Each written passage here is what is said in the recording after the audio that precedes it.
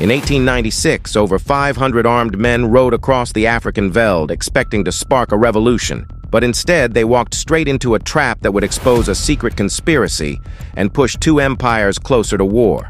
Rumors had been spreading for weeks in Johannesburg about a plan so bold it read like a fever dream. It was the winter of 1895 to 1896, and the city on the Witwatersrand, swollen with British miners, speculators, and fortune-seekers known as Uitlanders, was a pressure cooker. They paid taxes and filled the gold claims. Yet they were denied political rights by the Transvaal's government under President Paul Kruger. That grievance became the tinder for a secret conspiracy, hatched in drawing rooms and colonial offices far from the veld.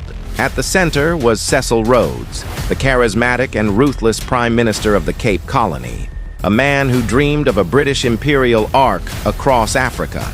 He and a group of Johannesburg Reform Committee leaders believed that a staged uprising by the Uitlanders could justify British intervention and the annexation of the Transvaal.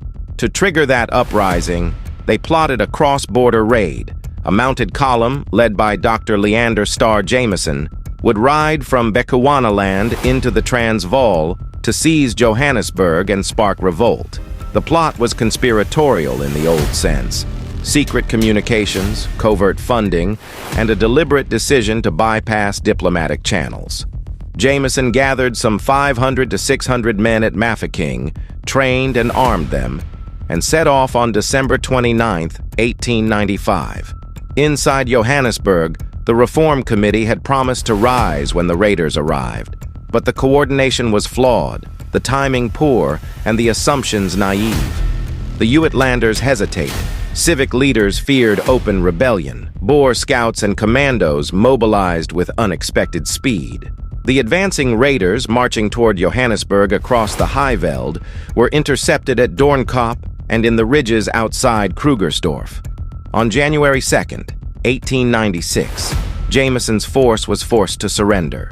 The raid had lasted days, but its consequences would reverberate for years. What made this more than a bungled military escapade was the revelation of who had been behind it. Letters, testimony, and leaks tied Rhodes to the scheme. The Johannesburg Reform Committee's leaders were arrested by Transvaal authorities and charged with treasonable offenses. The raiders were imprisoned. Public outrage in Britain and the Boer republics was fierce. Cecil Rhodes, confronted with undeniable links to the conspiracy and eager to save the Cape government from greater scandal, resigned as Prime Minister. The international fallout was immediate and dangerous. Germany's Kaiser Wilhelm II sent the so-called Kruger telegram, congratulating Kruger on resisting British designs, an affront in London that fed imperial anxieties. The episode deepened mistrust between British imperialists and the Afrikaner republics, widening the gulf that 4 years later would explode into the Second Boer War.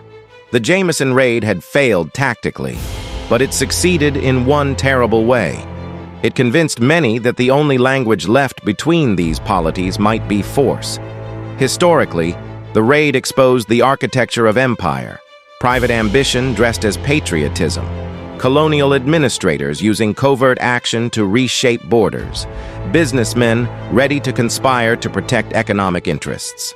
It also revealed the limits of such conspiracies. The plan depended on an assumption of united support that did not exist. The Uitlanders were divided, the Boers were mobilized, and international opinion complicated any simple British intervention. In the aftermath, trials, fines, and political disgrace punished many involved. Jameson returned to Britain a tarnished figure. Villagers and soldiers remembered the raiders' brief passage across the veld, and Rhodes, though never entirely shunned, saw his greatest political aspirations checked.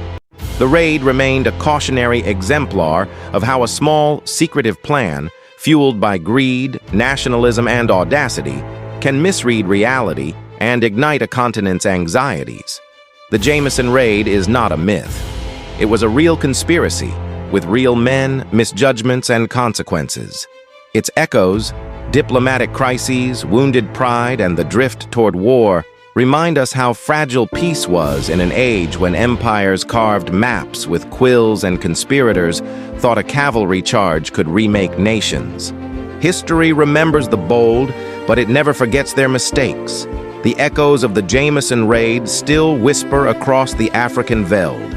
If stories like this fascinate you, where ambition, power, and conspiracy collide, then make sure you like, subscribe, and tell me in the comments, what story should we uncover next?